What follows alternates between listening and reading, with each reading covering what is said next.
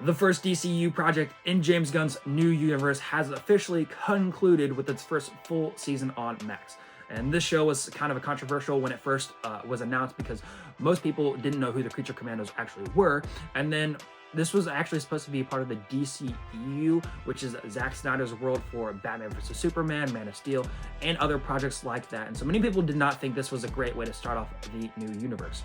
And especially when James Gunn wrote it to be a part of a different universe at first, and then said that this was the first project of the new universe, but then walked it back and said Superman's actually the true beginning of the universe. This is just a nice prequel taste to it all. And so we were really confused then, and then it also was deemed to be R rating, which is already segmenting half of your audience right there, because most people are not over age like that. And so naturally everyone, including myself, was super confused on why you would announce a universe like this and how it would start with an R-rated project.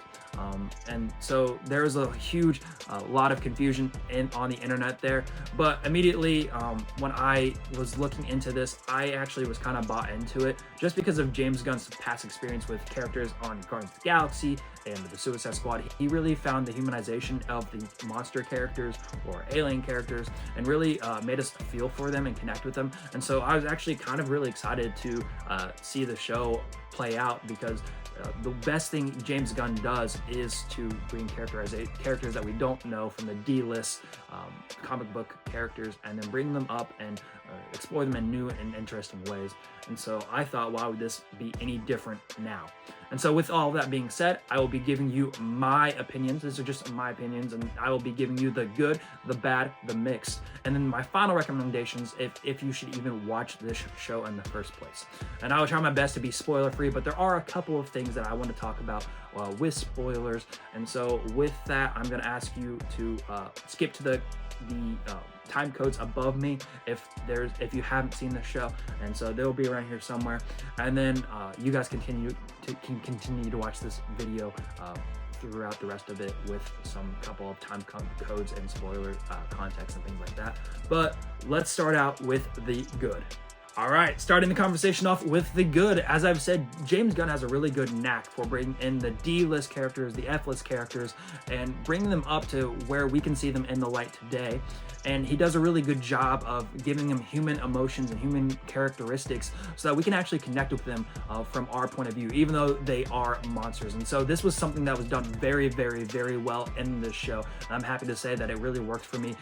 And so each episode is tailored to one of these monsters, or monsters that have human qualities. And so these monsters on the screen each have a gut-wrenching story that you see from episode to episode. By episode 4, everyone was bawling and everyone was crying, and that actually took place with the joke character off the Suicide Squad. And so if you can make me cry with a joke character from the Suicide Squad, I think you've done a really, really, really good job. And if you haven't seen episode 4 yet, I highly recommend that you go watch that specific episode, even if you don't want to know. But that character was really, really hard to portray in the Suicide Squad the first time. And so giving him a backstory that we actually would care for, truly well done work.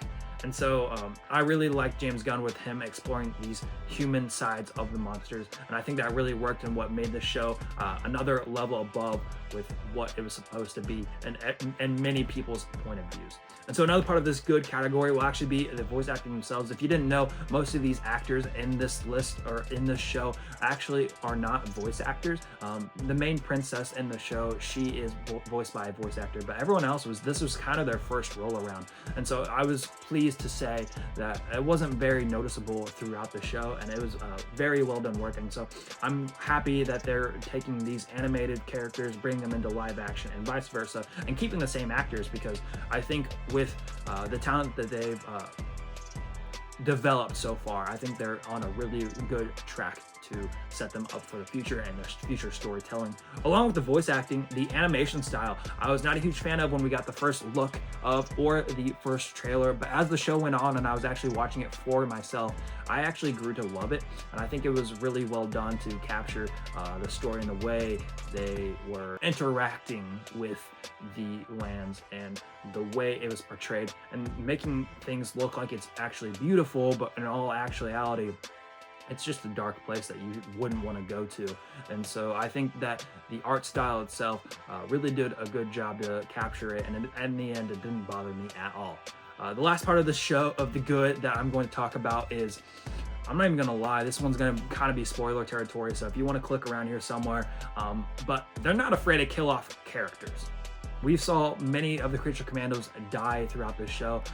From what I know, there's only 3 left at the very end, and then they made it back to 4, but they started out with 7, which is really, really crazy. And so what they did here is they killed off characters that we necessarily would think that they would just survive, such as Nina. Nina was the heart of the show. We saw everything through her eyes. And then they kill her off, and Works just laid there to be shocked. I thought they were going to bring her back, but no. G.I. Robot, I was expecting for him to come back, and that does happen in the end credit scene, as we've seen.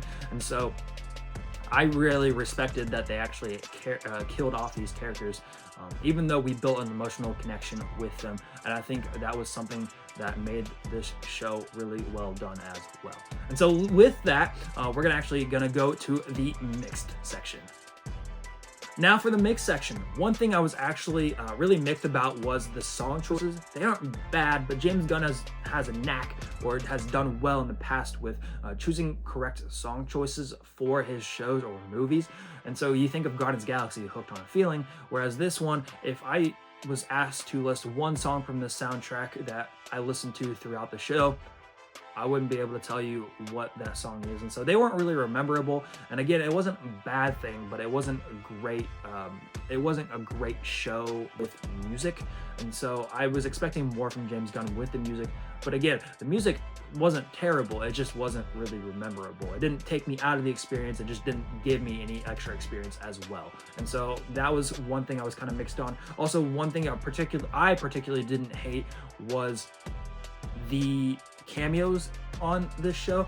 On the internet, if you go on the internet, there's a lot of people that were not happy with these cameos, but I kind of like them, because in the new DCU, James Gunn has gone on record and said that this is supposed to be a lived-in world, meaning superheroes have been along for a long time.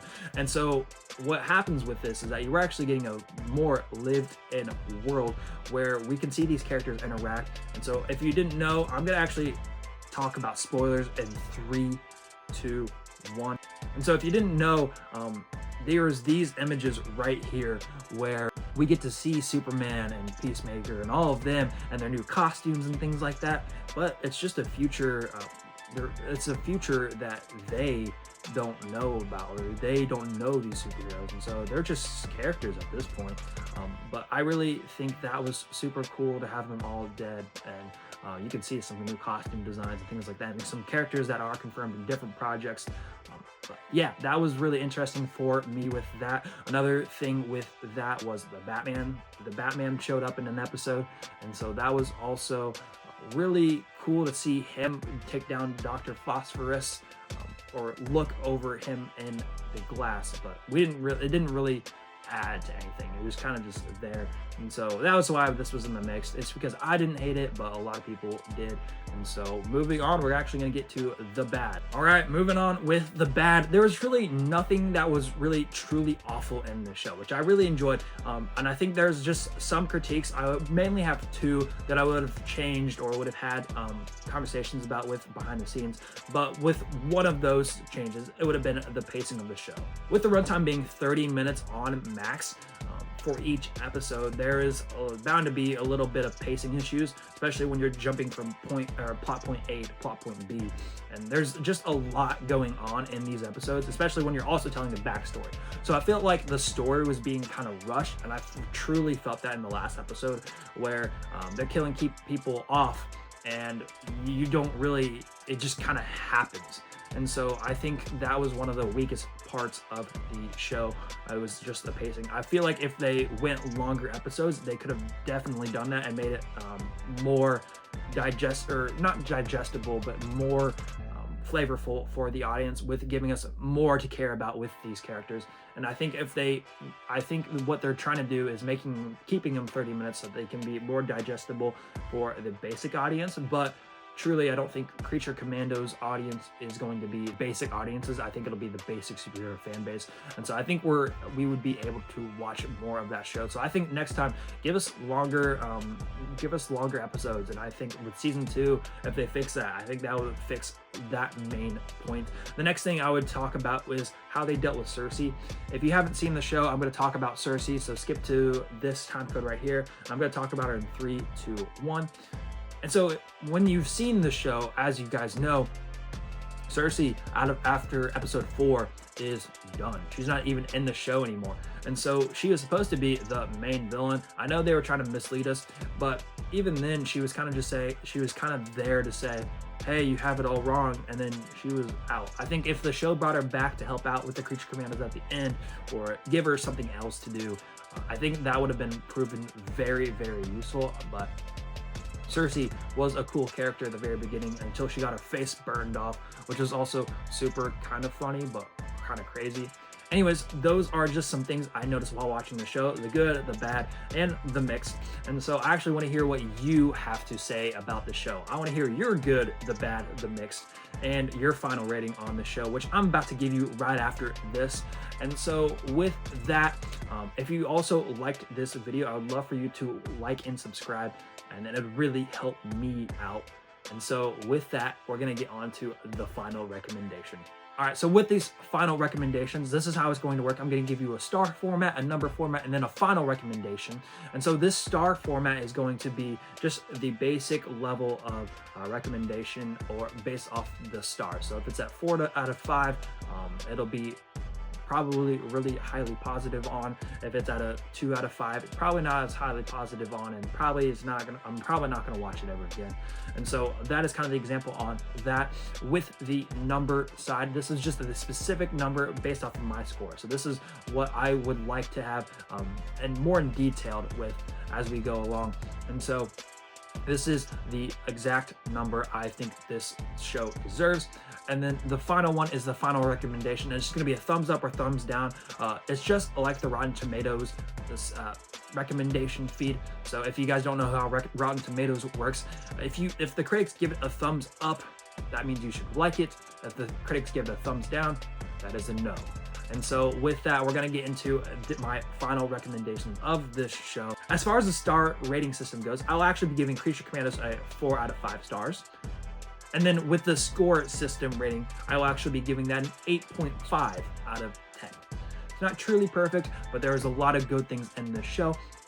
And so with that, I'm actually going to give you my final recommendation. And my final recommendation is that if you are of age, you should watch this show.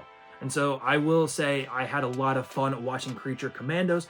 This was just my quick review, and I hope you enjoyed watching this. And so be sure to like and subscribe again for more content like this in the future.